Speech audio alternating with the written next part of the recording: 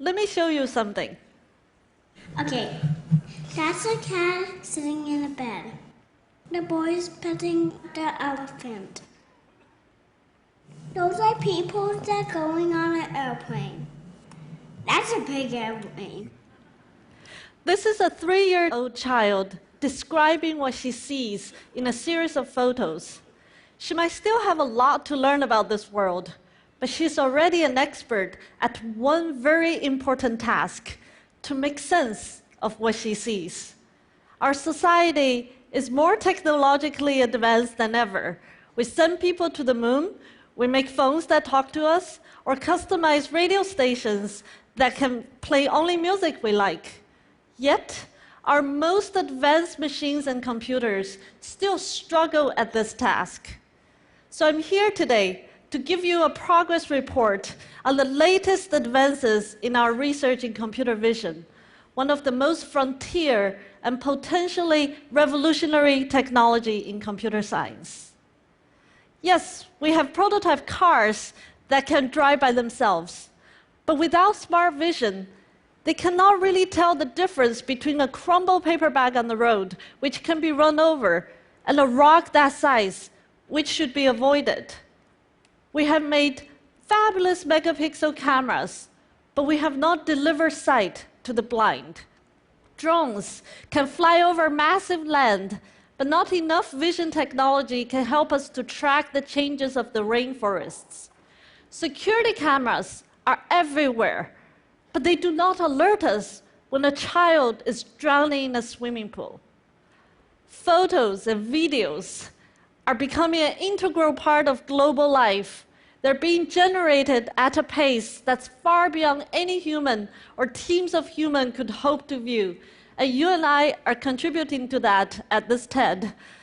Yet our most advanced software are still struggling at understanding and managing this enormous content. So in other words, collectively as a society, we're very much blind because our smartest machines are still blind. Why is this so hard, you might ask? Cameras can take pictures like this one by converting lights into a two-dimensional array of numbers known as pixels. But these are just lifeless numbers. They do not carry meaning in themselves. Just like to hear is not the same as to listen, to take pictures is not the same as to see. And by seeing, we really mean understanding. In fact, it took Mother Nature 540 million years of hard work to do this task. And much of that effort went into developing the visual processing apparatus of our brains, not the eyes themselves.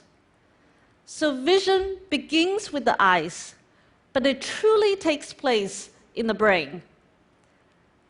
So for 15 years now, starting from my PhD at Caltech and then leading Stanford's Vision Lab, I've been working with my mentors, collaborators, and students to teach computers to see. Our research field is called computer vision and machine learning. It's part of the general field of artificial intelligence.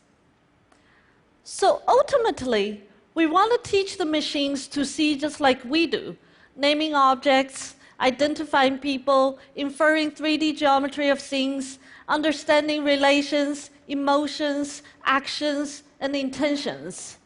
You and I weave together entire stories of people, places, and things the moment we lay our gaze on them. The first step towards this goal is to teach a computer to see objects, the building block of the visual world. In its simplest terms, imagine this teaching process as showing the computer some training images of a particular object, let's say cats, and design a model that learn from these training images. How hard can this be? After all, a cat is just a collection of shapes and colors. And this is what we did in the early days of object modeling. We tell the computer algorithm in a mathematical language that a cat has a round face, a chubby body, 2 pointy ears, and a long tail, and that look all fine. But what about this cat? It's all curled up. Now you have to add another shape and viewpoint to the object model. But what if cats are hidden? What about these silly cats? Now you get my point. Even something as simple as a household pet can present an infinite number of variations to the object model. And that's just one object. So about 8 years ago, a very simple and profound observation changed my thinking. No one tells a child how to see, especially in the early years. They learn this through real-world experiences and examples. If you consider a child's eyes as a pair of biological cameras, they take one picture about every 200 milliseconds, the average time an eye movement is made. So by age 3, a child would have seen hundreds of millions of pictures of the real world. That's a lot of training examples. So instead of focusing solely on better and better algorithms, my insight was to give the algorithms the kind of training data that a child was given through experiences in both quantity and quality. Once we know this, we knew we needed to collect a data set that has far more images than we have ever had before, perhaps thousands of times more. And together with Professor Kai Li at Princeton University, we launched the ImageNet project in 2007. Luckily, we didn't have to mount a camera on our head and wait for many years. We went to the internet, the biggest treasure trove of pictures that humans have ever created. We downloaded nearly 1 billion images and used the crowdsourcing technology like Amazon Mechanical Turk platform to help us to label these images. At its peak, ImageNet was one of the biggest employers of the Amazon Mechanical Turk workers. Together, almost 50,000 workers from 167 countries around the world helped us to clean, sort, and label nearly 1 billion candidate images. That was how much effort it took to capture even a fraction of the imageries a child's mind takes in the early developmental years. In hindsight, this idea of using big data to train computer algorithms may seem obvious now, but back in 2007, it was not so obvious. We were fairly along on this journey for quite a while. Some very friendly colleagues advised me to do something more useful for my tenure, and we were constantly struggling for research funding. Once I even joked to my graduate students that I would just reopen my dry cleaner shop to fund ImageNet. After all, that's how I funded through my college years. So we carried on. In 2009, ImageNet project delivered a database of 15 million images across 22,000 classes of objects and things, organized by everyday English words. In both quantity and quality, this was an unprecedented scale. As an example, in the case of cats, we have more than 62,000 cats of all kinds of looks and poses, and across all species of domestic and wild cats.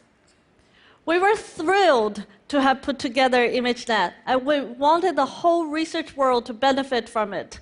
So in a TED fashion, we opened up the entire dataset to the worldwide research community for free.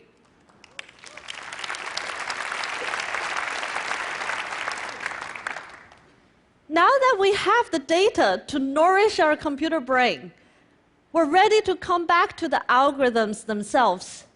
As it turned out, the wealth of information provided by ImageNet was a perfect match to a particular class of machine learning algorithms called convolutional neural network, pioneered by Kunihiko Fukushima, Jeff Hinton, and Yang LeCun back in 1970s and 80s. Just like the brain, is consisted of billions of highly connected neurons.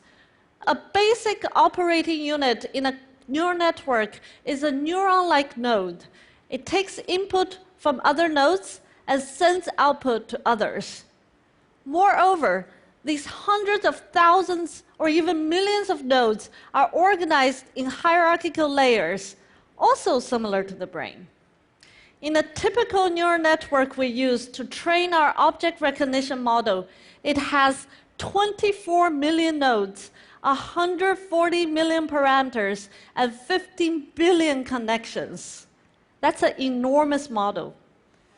Powered by the massive data from ImageNet and the modern CPUs and GPUs to train such a humongous model, the convolutional neural network blossomed in a way that no one expected. It became the winning architecture to generate exciting new results in object recognition.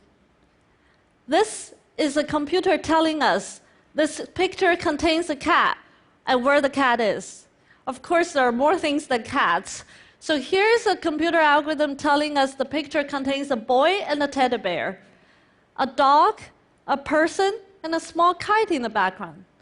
Or a picture of very busy things, like a man, a skateboard, railings, and lampposts, and so on. Sometimes, when the computer is not so confident about what it sees, we have taught it to be smart enough to give us a safe answer instead of committing too much, just like we would do. But other times, our computer algorithm is remarkable at telling us what exactly the objects are, like the make, model, year of the cars.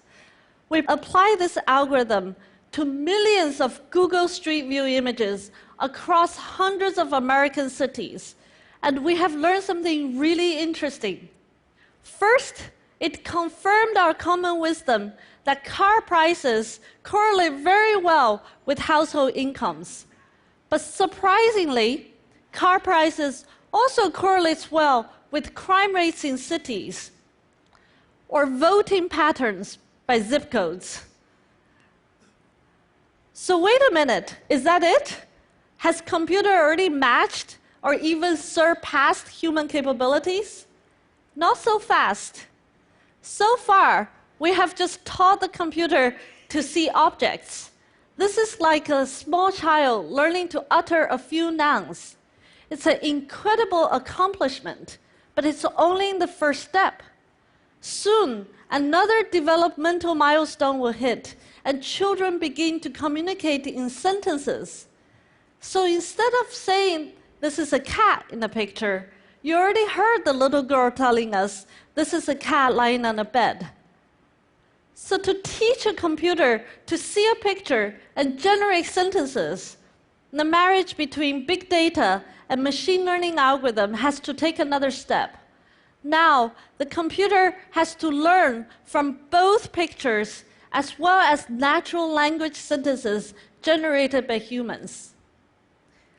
Just like the brain integrates vision and language, we developed a model that connects parts of visual things, like visual snippets, with words and phrases in sentences.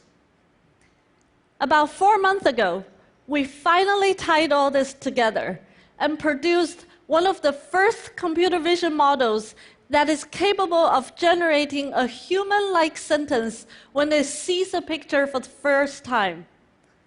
Now, I'm ready to show you what the computer says when it sees the picture that the little girl saw at the beginning of this talk. A man is standing next to an elephant.